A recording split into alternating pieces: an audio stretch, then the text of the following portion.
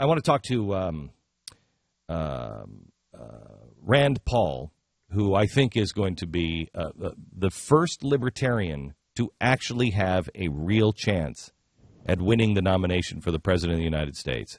I know he's probably going to say, "I'm not going to," but whatever. Rand, I know you're a doctor. You're a doctor, right?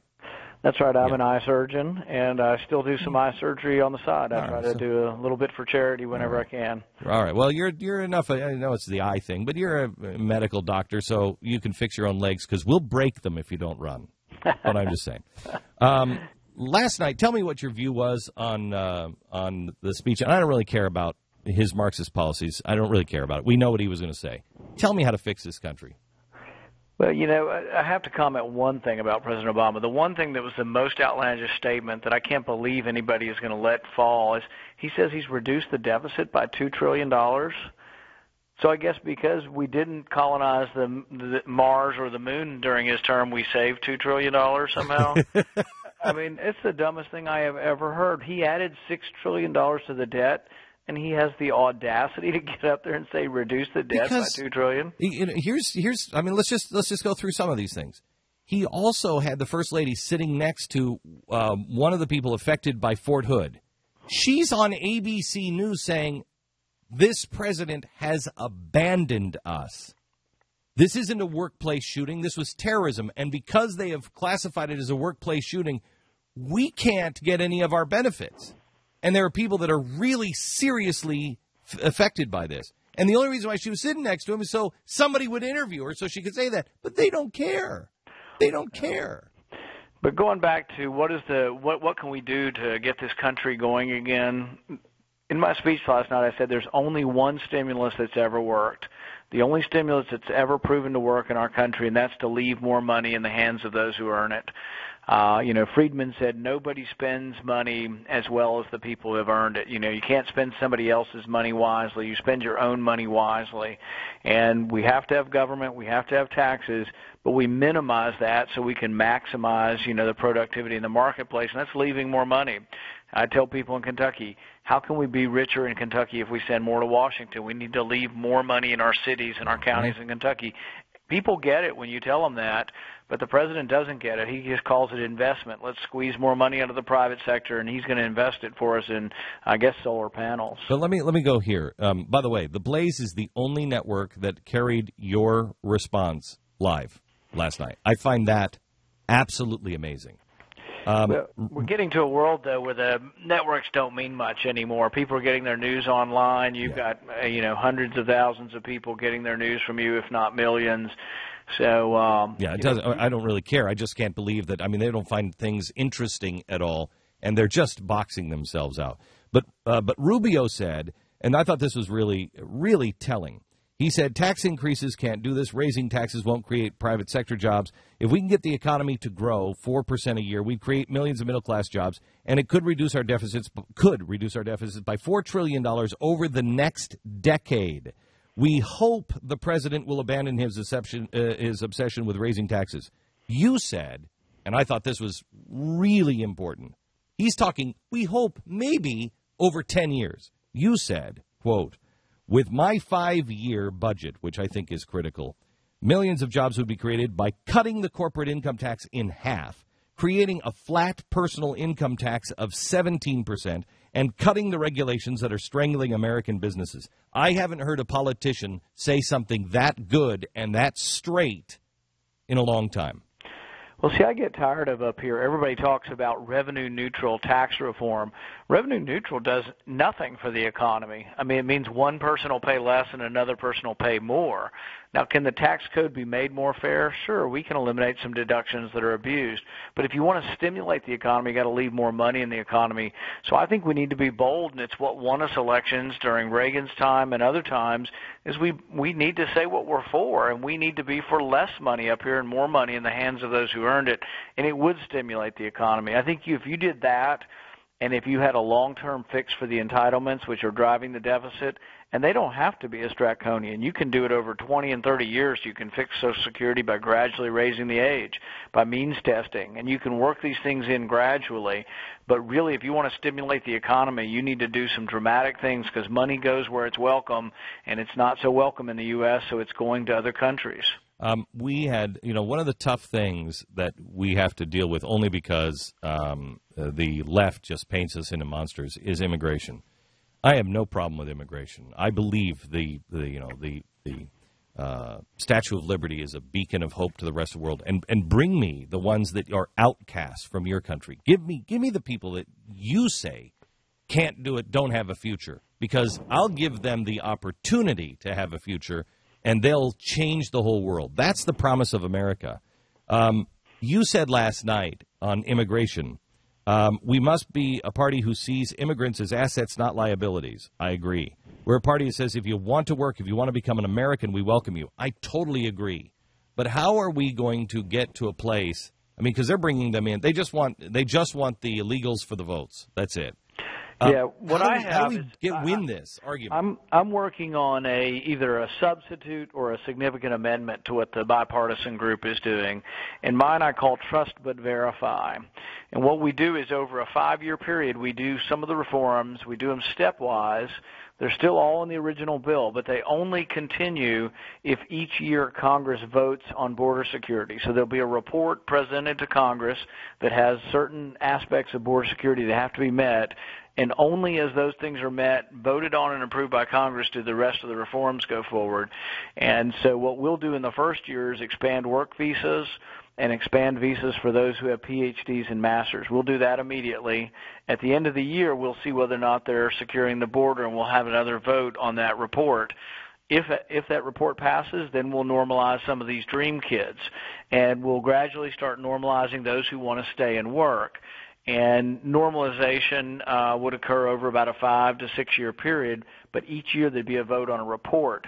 Now, the bipartisan group, I've been talking to some of them. They're not against a report, but they want President Obama to just write it, and then, you can read it if you feel like it. But I say the report has to come back and be approved, because what has happened every time in the past is they promise us border security, and we get the normalization, but we never get to security. In fact, I had a conversation with Duncan Hunter about 6 years ago, and he said, no, Glenn, it says, we wrote it, so it says they shall build the fence. And he said, then they'd be breaking the law. And I'm like, Duncan, they're breaking the law every day. I mean, is this your first day in Congress? Yeah. They're breaking the law every day. I think that's why Congress has such a low approval rating is, they're supposed to pass a budget by law, and they don't do it. And, now the Democrats say, oh, yeah, we'll pass a budget this year, but it's going to mean we're going to raise taxes more and continue spending at the same clip. So I'm concerned what comes out. I am concerned that we are pretty far apart, and that until people start talking about entitlement reform, they're not really serious about tackling the debt. So tell me about, let me go to Sequester. You say it's not that bad. Let it happen. The main thing to understand about Sequester is it is a cut in proposed increase in spending. It's $1 trillion cut over 10 years. However, if you do nothing, spending goes up $9 trillion over 10 years. So if you cut $1 trillion, spending's still going up $7 to $8 trillion, depending on how the numbers work out. But spending will go up with the Sequester in place. Spending goes up $7 trillion. Now, so why is everybody worried about this? Because I think that sounds fantastic. I'd like deeper. Yeah, I'd like growth to go to zero, and that's still not good enough. That's why I promote the penny plan. If you do the penny plan, you cut 1% each year, real cut. You actually balance in 6 or 7 years, and that is something that I think every family budget's had to go cut back before. Why couldn't government cut back 1%? The only thing I will say in favor of those who say, well, gosh, this could hurt the military, and I am concerned. I think national defense is the most important thing we do up here. In the first year under the Sequester, there is a real cut in military spending, and it will be difficult to accommodate. I think we can. We've nearly doubled military spending in the last 10 years, and we still spend more than just about the rest of the world combined. We spend more than the next 14 countries combined, so we spend a lot on military. So I think we can accommodate some reduction. If I had Right. my druthers, what I did in my budget is I wiped out the first year of the sequester for military, and I put it more significantly into domestic programs. That's what I would vote for, and that's what my budget will do. But as it stands now, these spending cuts are automatic. We can't get almost any spending cuts through Washington, but we have this automatically. We'd be fools to get rid of this now because we'll not get anything better that the president will sign. Rand, I'm probably one of the bigger supporters of the military and one of the biggest bell ringers for Iran, one of the biggest supporters of Israel. But even I am at a point to say we got to shut these wars down. We have to come home. And quite honestly, we should be coming home from Europe and every place else. Bring them home.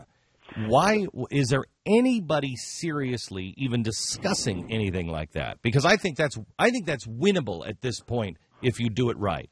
I think so, and I think the Cold War's over. We don't need hundreds of thousands of troops in Europe, and we need to quit feeding the North Koreans. I mean, they can't feed their people. Most of their launches are not successful. I am concerned about North Korea, but I also don't want to feed them because I think if we weren't sending food to them, government to government, because the food ends up going to their military, I think what would happen is you'd have new leadership in North Korea in 6 months if we weren't sending them money.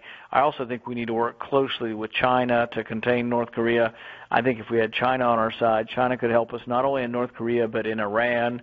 I think it's the least that China and Russia could do since we're big trading partners.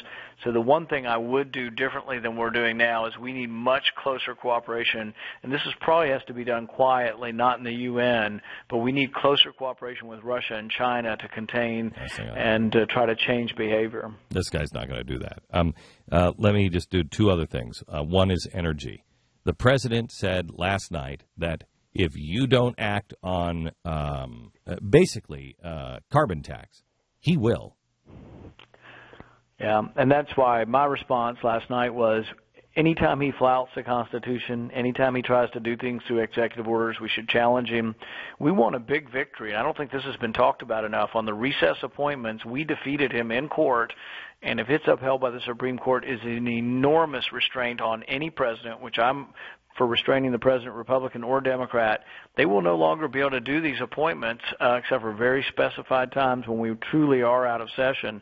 But this is a big rebuke to him, and if he tries through executive order to overturn the parts of Obamacare that say a doctor can't be forced to reveal whether you have legally owned guns in the house, I'd say we go after him in the courts again because he will flout the law when he can, so he has to be restrained by the courts. Have you ever seen a president ever treat the death of a legend in the military the way this president has treated the death of Chris Kyle? No, and I'm not sure I have an understanding for that, but I'd say that it's amazing what you guys have done, and it's amazing how generous Americans are and how Americans appreciate heroes. You know, we have a Medal of Honor winner, Dakota Meyer, in Kentucky, and I went to his ceremony in Washington, and it just brings a tear to the eye to hear about the heroism of these young men and women. All right, one last thing, and kind of a personal thing. I said today, I'm not sure about Mark Rubio. I've never seen anything with Marco Rubio where I thought he was, a sellout or anything, but I just haven't settled on him yet. I don't know what it is, but I just haven't settled on him yet, and I'm concerned that people like him could sell out to the GOP or, get, somebody's going to blackmail him because one of you guys have, I don't know, a chocolate addiction or whatever it is. And I'm concerned, and I asked the audience today to pray for, you guys who have been with the Tea Party because you're going to come under enormous pressure. How is your spiritual well-being? When I first started running, people would say to me, I'm praying for you. And I sort of took that. I thought it was nice and everything, but I wasn't, didn't take it as seriously as I should. Now when people say they're praying for me, I really do take it in a personal way and take it as something incredibly valuable because I think that our country needs prayers. I think our country needs a spiritual cleansing. I really think we need a revival in this country. And I do need your prayers, and I do need the strength to go on with this, because this isn't always easy. But really, I think our country's problems are deeper than political, that we need spiritual leaders to come forward. We need something beyond just the politics of the day. And, I see it everywhere. Something really depraved is rising in the country, and we need something bigger than any politician at this point. Rand, you give me hope. God bless you. Thank you. Thanks, Glenn. Appreciate it. Senator Rand Paul.